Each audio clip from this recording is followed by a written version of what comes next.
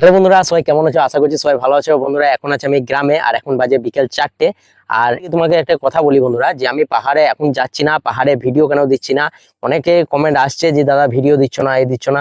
তো তাদেরকে আমি একটা কথা বলি বন্ধুরা, এখন আমি পাহাড়ে কাজ করছি না, কারণ পাহাড়ের মালিকদের এখন বহুর একটা ধরো চলে এসছে, ঠিক আছে। এমন একটা সিচুয়েশন নিয়ে চলে এসছে ওরা, যে বেতন বাড়াতে চাইছে না। মেনলি হচ্ছে বেতন বাড়াতে চাইছে না।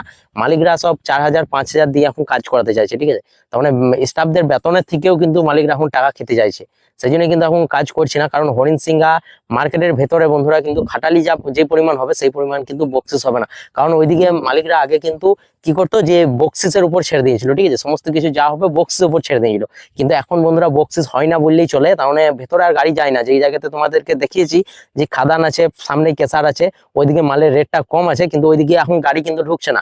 মেন কথা হচ্ছে ওইদিকে চাঁদার কিন্তু সংখ্যা বেড়ে গেছে, এত পরিমাণ বন্ধুরা চাঁদা বেড়ে গেছে যে এখন মুরগবনি, জগৎপুর এই সাইড দিকে কিন্তু সমস্ত গাড়ি ঢুকছে। আর এইদিকে ঢোকারই কথা, কারণ এইদিকে কিছু টাকা বেশি হলেও কিন্তু বন্ধুরা এদিকে কিন্তু সামনে মাল পায়, কাছেই কিন্তু মাল নিয়েই কিন্তু বেরিয়ে মেন রোডে চাপতে পায়, ঠিক আছে, খুব তাড়াতাড়ির মধ্যে। আর ব্যাপার আরেকটা জিনিস হচ্ছে বন্ধুরা, যেহেতু রয়্যালিটি বন্ধ করে দিয়েছে এখন, তো রয়্যালিটি 250 টাকা টনে যেটা তোমাদেরকে লাগতো, সেটা কিন্তু এখন টোটালি ভাবে বন্ধ হয়ে গেছে।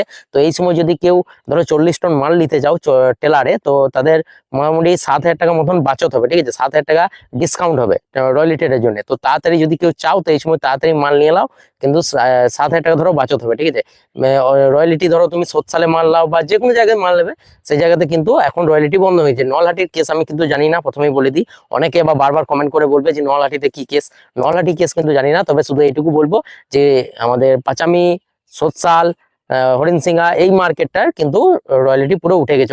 ওই দিকের ব্যাপার আমি জানি না, তবে এই দিকের সামনের ব্যাপার আর আমি যেখানে কাজ করি সেখানকারই ডিটেলস দেওয়া ভালো। লোকেশনটা দেখো কত সুন্দর। আমাদের এখানে গরমের দিনে কিন্তু বসে আড্ডা মারা বন্ধুদের সাথে এই জায়গাটা কিন্তু খুব সুন্দর। একবার দেখে নাও ভালো করে সামনে কিভাবে লোকেশন, জায়গাটা কেমন ভাব আছে তোমাদেরকে একবার দেখিয়ে দিই।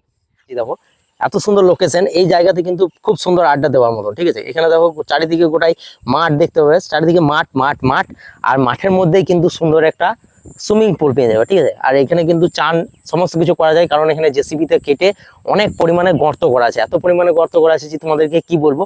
আর সামনে লেবু গাছ, ঠিক আছে। এখানে সমস্ত কিছু গাছ লাগানো আছে। ধরো সমস্ত কিছু ছিল, আরো কমে গেছে কিছুটা, ঠিক আছে। এখানে যেমন ধরো পেয়ারা গাছ আছে, এই সাইডে পেয়ারা গাছ আছে, এখানে যেমন ধরো পেঁপে গাছ আছে, এদিকেও পেঁপে গাছ আছে, কলা গাছ আছে, সমস্ত কিছু। আর এখানে কিন্তু খুব সুন্দর ঠান্ডা হাওয়া, কি সুন্দর বাতাস দিচ্ছে দেখো। ঠান্ডা বাতাসটা তোমরা দেখতে পেলেই বুঝতে পারবে যে কলা গাছের পাতাগুলো কি পরিমাণ লড়ছে, ঠিক আছে। তো এতটাই পরিমাণ এখানে ঠান্ডা, আর এখানে বসে সব আড্ডা মারে, আর এখানে সবুজ ঘাসের মধ্যে পুরো একদম সেই লেভেলের, ঠিক আছে।